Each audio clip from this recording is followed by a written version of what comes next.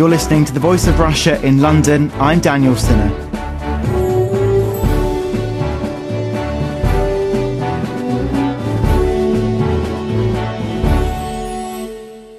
A man who joked on Twitter that he wanted to blow up an airport was prosecuted for sending a message of menacing character. He sent the tweet after being frustrated at finding his local airport closed by bad weather. Overturning the conviction, the judge noted there was no evidence to suggest any followers found the message to be menacing or alarming. Also this week, during the Olympic Games, a teenager has been issued with a harassment warning by police for sending a tweet to the British diver Tom Daley, saying, "You let your dad down, I hope you know that."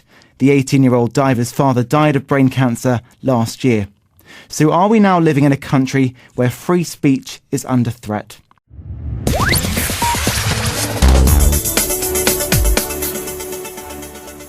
Well, joining me for today's discussion is Vanessa Barnett, a lawyer specialising in technology and the internet. Mark Pack is the co-editor of the Liberal Democrat Voice. Carl Gardner is a former government lawyer, and Professor Ian Cram is the head of the School of Law at Leeds University. We'll go straight to you, Professor Ian Cram. Should people be able to make jokes and speak freely on Twitter? I think the general position must be yes. We live in a liberal democracy where people should generally be free to express opinions, even make jokes in bad taste. It's unfortunately the case, though, that there are already in English law a series of restrictions on speech that will apply to the internet and social media like Twitter. So people have to be aware that they don't have an absolute freedom of speech, that where they, for example, engage in acts of racial hatred, speech relating to racial groups, that is denigratory, insulting, or induces hatred, they may find themselves in trouble with the authorities.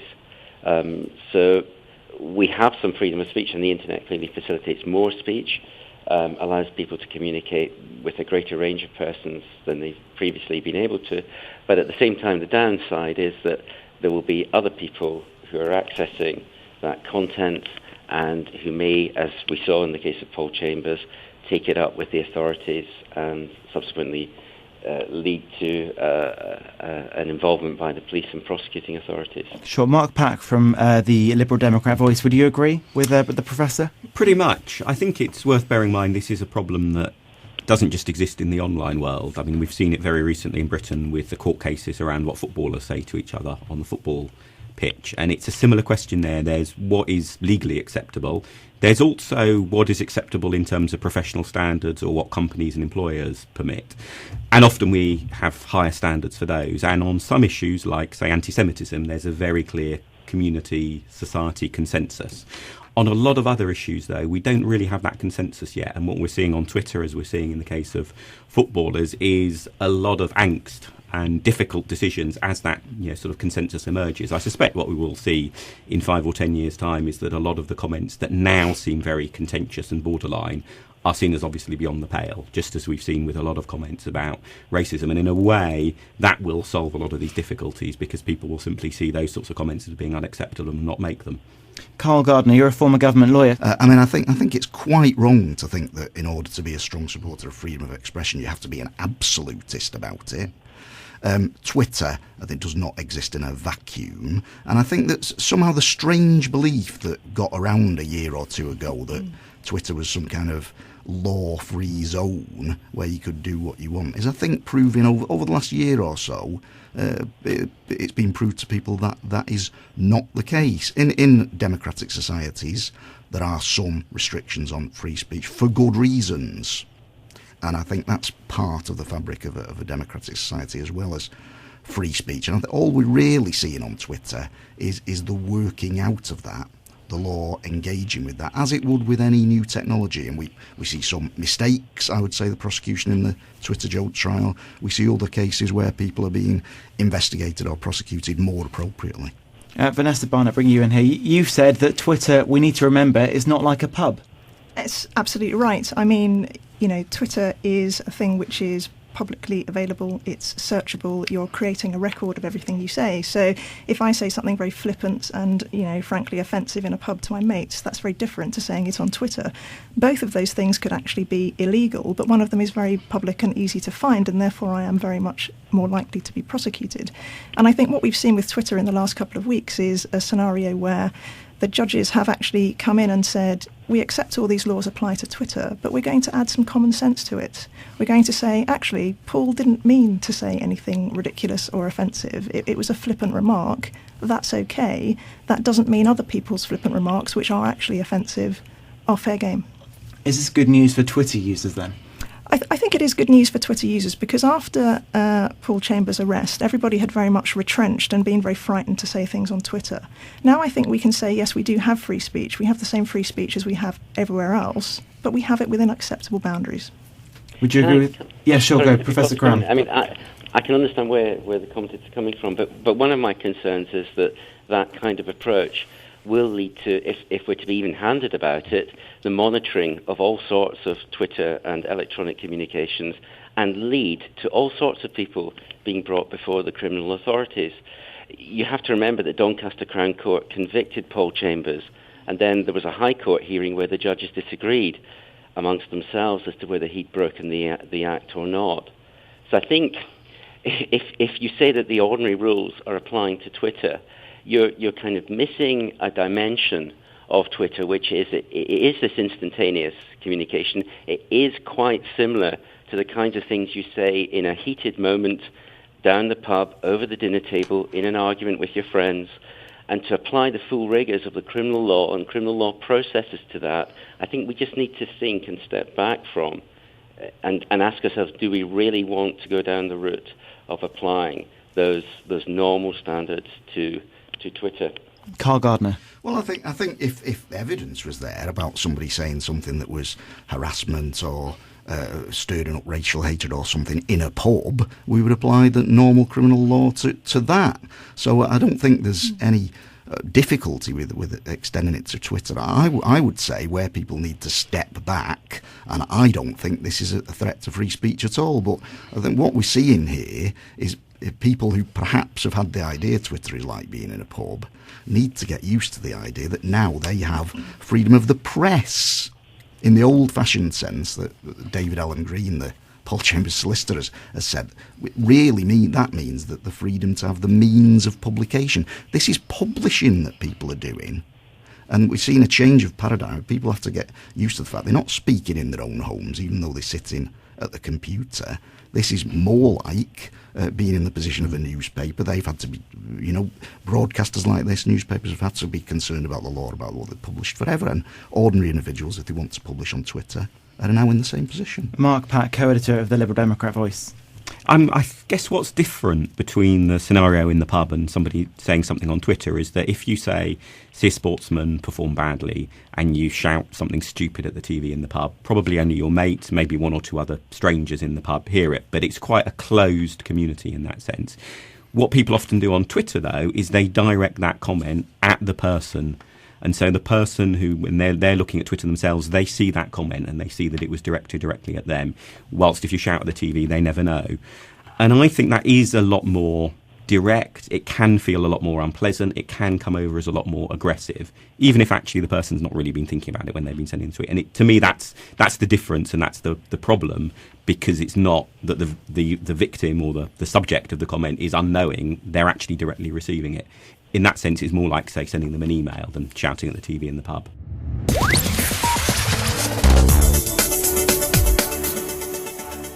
A reminder that you're listening to The Voice of Russia in London. I'm Daniel Cinna with today's discussion. Joining me in the studio is Vanessa Barnett, a lawyer specialising in technology and the internet. Mark Pack is co-editor of the Liberal Democrat Voice. Carl Gardner is a former government advisor. And joining us over the phone is Professor Ian Cram, the head of the School of Law at Leeds University.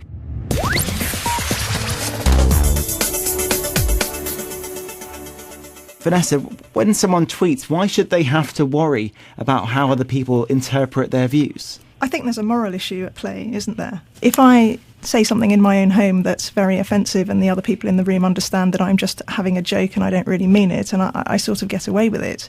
But actually, if you're doing that in the public domain and you can actually cause harm to someone who you don't really know or don't know at all, you do have to be held to a higher standard, because ultimately the law is to protect people from harm, not always to grant me the absolute right to free speech. So people almost need to be given, instead of post a tweet, are you definitely sure this won't offend anyone? I think that probably would be a step too far. I think it's a matter, just like the original use of the internet, isn't it? Once we understand the consequences of our actions, we can self-adjust to do things in a right and proper manner. You know, when we all started publishing web pages and sending emails, it was all very Wild West. We've now, become a bit better at it. The same will happen with Twitter. We will learn what is offensive, what is illegal, and we will measure our behaviours against those standards. Mark Pack, do you think people will learn? They will learn to self-regulate like they did when the internet first came in? There's certainly been a degree to which that's true. I guess my note of caution would be if you look at things like the comments sections on British newspaper websites, there's an awful lot of quite unpleasant stuff that gets posted up there, and you can see this tension that we've been talking about in play there. That I've looked at, for example, comments in some detail on the Daily Telegraph website, and anything that has a tone of anti-Semitism gets removed very quickly. Something that is offensive about a particular group of people because of their characteristics, but isn't to do with their Jewish religion, often doesn't get removed or removed nearly as quickly. And in a way, I don't criticise the Telegraph for that. We do, as a society, hold anti-Semitic comments to a much higher standard than we do comments, some otherwise relatively similar comments. But there is a real tension there, and I think it's something that you can't force by law. You can't enforce by the police. It's a community stand that has to emerge, and it's always a painful process as that evolves. But it's much better to do that, as seems to be the case in terms of the police's attitude in some cases now, to be doing that through sort of warnings and reminders rather than plunging in as they did with the sort of Twitter joke trial in terms of prosecutions. Carl Gardner, we just heard, we'll come back to you in a second, Professor Cram. Carl Gardner, we just heard from Mark Pack, looking on newspaper websites, we don't exactly have the best comments there, and ones which we might see on Twitter. Can we really trust people to self-regulate? Most people, I think, and I suspect, I think Mark's expressing agreement with me. I think as a sort of liberal sentiment generally, most people we will be able to. I very much agree with Mark about the nature of comments on comment websites. An important aspect of that is anonymity. The anonymity that the internet can afford people and allows them to engage in freer speech than they might do even in the pub where people know who they are.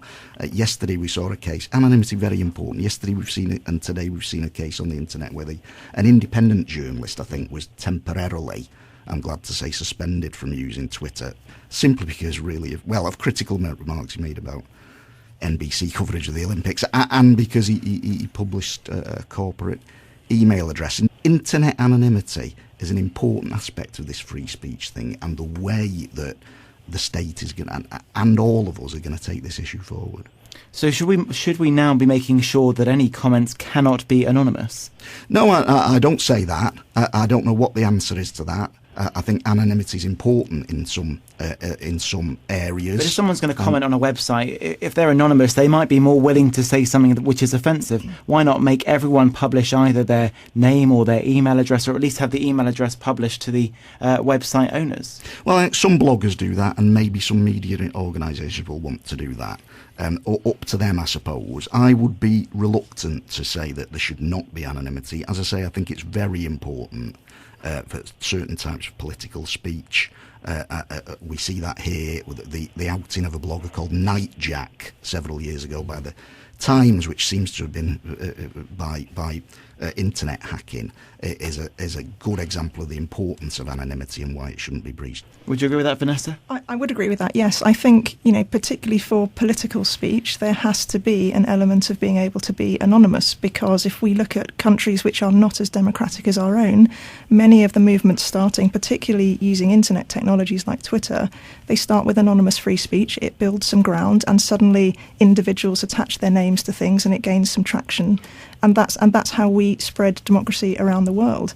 And I think there's another element which is relevant to this, which is what are we actually regulating and who are we regulating? Because there are many that say, look, Twitter is just a platform.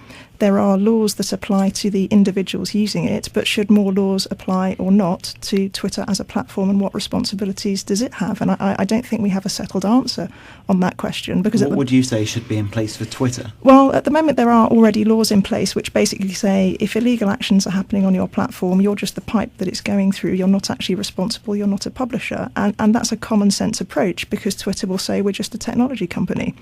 But actually, when you become aware of things and you don't take them down, then the responsibility does cross across to you. And I think what's happening now is technology platforms are gaining notoriety and publicity and almost working off of their publicity for their own benefits and their own revenue streams. You know, Twitter gets more advertisers because lots of people use Twitter. So it has an interest in what is being published and what is being followed. And we haven't got to the bottom of that. Professor Ian Cram, you wanted to come in before. Yeah, no, it was just an earlier point about the range of sanction available to speech that we disagree with, and it's interesting to hear people develop the conversation in relation to, if you like, the regulatory responses of the social media organisations themselves. And a point I was trying to make earlier was I think that criminalisation of speech can be seen as a heavy-handed response to problematic forms of speech, and we need to explore some of the alternative, less heavy-handed responses, which can include deleting comments that are deemed to be offensive and so forth. Another point I wanted to make, which goes back to a previous speaker's comments about offensive speech, and clearly offensive speech that causes harassment, alarm or distress in a public sphere is an offence under our Public Order Act. I have a concern with the breadth of restrictions on freedom of speech in our society generally. And I think the category of offensiveness is particularly problematic because it seems to allow majoritarian sentiment to close down unpopular minority forms of expression. I'm aware, for example, this isn't an internet example, but I'm aware, for example, of Muslim protesters against the war in Iraq and the war in Afghanistan finding themselves on Section 5 public order charges because they dared to protest at funerals of British soldiers that they found the British soldiers' presence in Iraq and Afghanistan. They thought that was morally wrong. And because those Muslim protesters had caused offence to the relatives of the dead soldiers, those Muslim protesters were convicted of a Section 5 offence. And that, to me, illustrates the breadth of the offensiveness provisions that we already have in our law. And I believe, like John Stuart Mill, that in fact the causing of offence actually serves a political value when it's connected to speech about public affairs. So I suppose I'm digressing a little bit, but I find English law's attitude towards certain forms of problematic speech already very restrictive. And you would have people like Peter Tatchell actually probably agree with that, and he very publicly says, look, the laws are already too strong. I can be sort of merely insulted, and apparently the law will swoop to my aid. And give somebody a criminal conviction. Yes. Mark, if we bring you in... I think one of the key questions there is whether you know who the people are or not. So in terms of the protesters at a funeral, I suspect most of the cases where that happens, I would think an awful lot less of the protesters and their cause if they choose to use a funeral as the occasion to protest. And therefore that is also something that acts as a brake on their behaviour. But it only works if you actually know who they are. And this is why I think in the online world, Facebook has been a tremendous force for good in this respect. They're obviously a very controversial company in all sorts of ways, but they have made the idea that you are who you really say you are when you're online most of the time far more normal. I mean, you only have to go back about 10 years when a lot of people talking about the internet, there was the assumption that you're anonymous, you're pseudonymous, and actually the idea that when you make a comment, you'll post your full name and give your surname, that was just weird. And now that's absolutely the norm. And we do see very often when websites do things like switch to using, requiring people to give their names and have photos next to their comments and so on, often the standards improve. I think it's really important that you allow anonymous comments because there are all sorts of occasions where whistleblowers and for other reasons people rightly would want to be anonymous. But if you have the norm is that you're not anonymous, people can judge the anonymous comments as and when they see them. And maybe they see somebody making, say, a very heartfelt comment about how the criminal justice system deals with accusations of sexual assault. And you can see, I can understand why you wouldn't want to give your name when making that comment. And you see a sort of 2-line bit of abuse and somebody's anonymous and therefore you deprecate the comment as a result. And I think that balance is really important. And in that respect, Facebook has made a huge step forward, which is, I think, helping make these issues easier to regulate and to legislate for.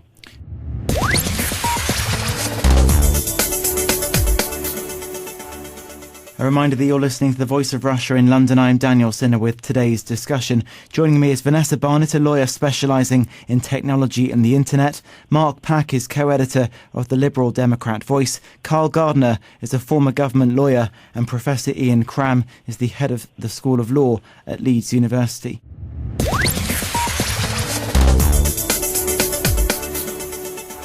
Carl Gardner, we're using laws which were created pre-Twitter. Is it now time to create new laws which can regulate Twitter and online social networks?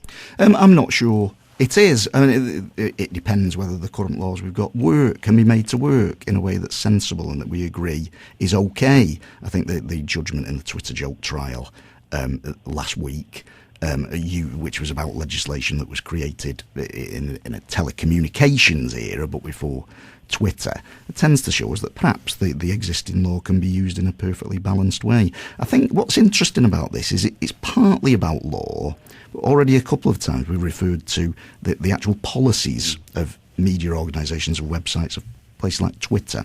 And that may be where the real action is, actually. The real question might not be so much about laws, but about how Twitter, for instance, how Twitter will apply its own rules, whether it will. Particularly, when will it respond to court orders, and from where?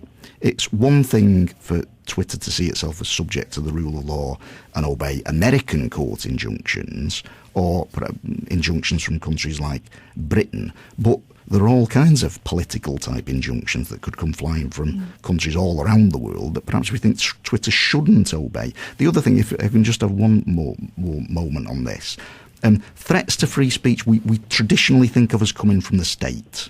But actually, I think, and we shouldn't exaggerate threats to free speech in Britain, which I think is one of the freest societies in the world. But in as much as there are threats to free speech here, I detect them as coming more from private interests, from employers who are monitoring what people say on social media and penalising them for doing it, and from religious interests in particular, I think, who have the biggest chilling effect on what people say. So I would say it's not just about the state, it's about these private interests too. And Professor Ian Cram, if we bring you in here, what are your thoughts about whether the existing laws in place are good enough or sufficient enough? As I said in my piece in The Guardian, I think we do have to revisit whether the criminal law is the appropriate mechanism for tackling the kinds of abuse and stupid comment that came out on Twitter. I'm not convinced that it is.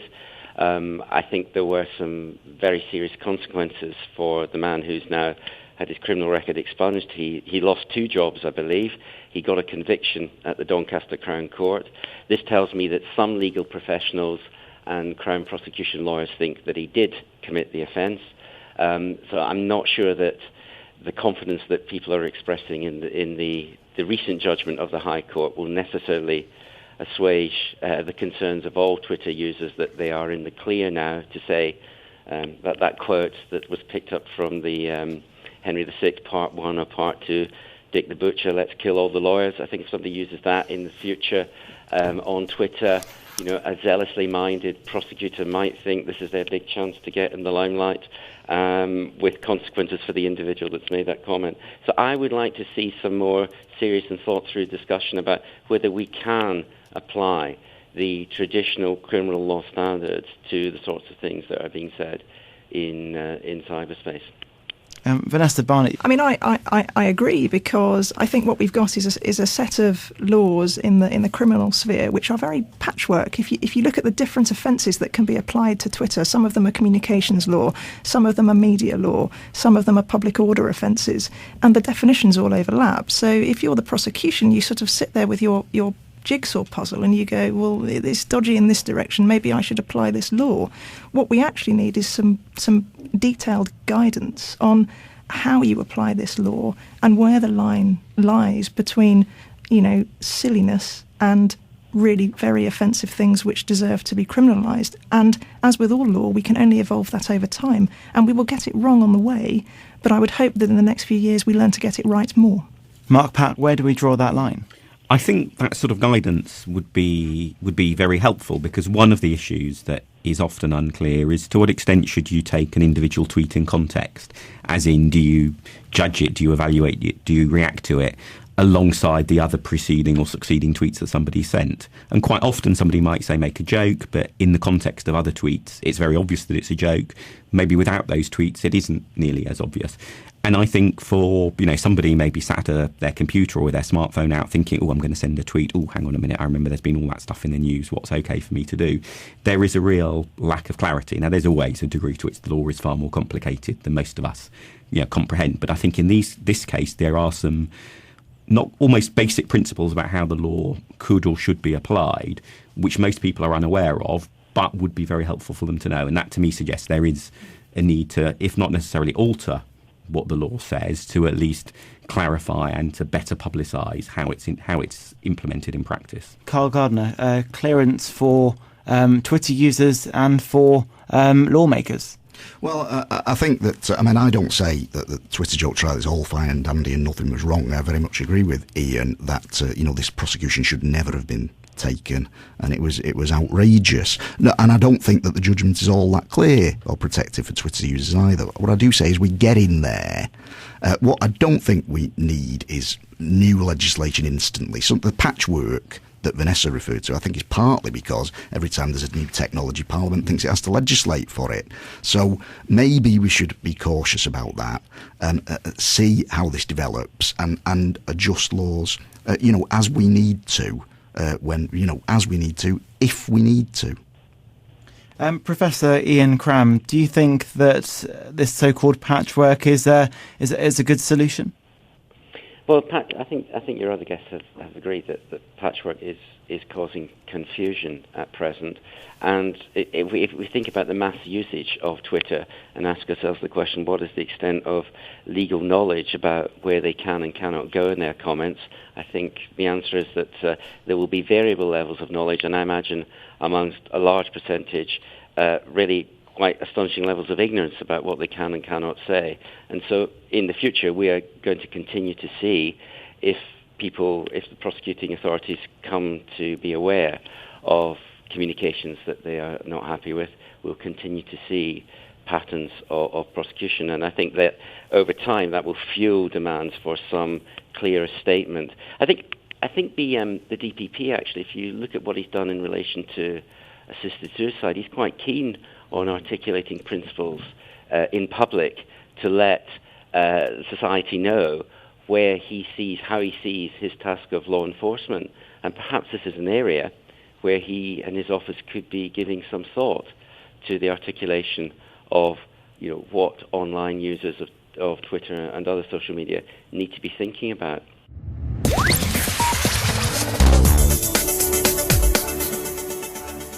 Well, unfortunately, we're out of time. Thanks to all of my guests in today's discussion. Joining me in the studio was Vanessa Barnett, a lawyer specialising in technology and the internet.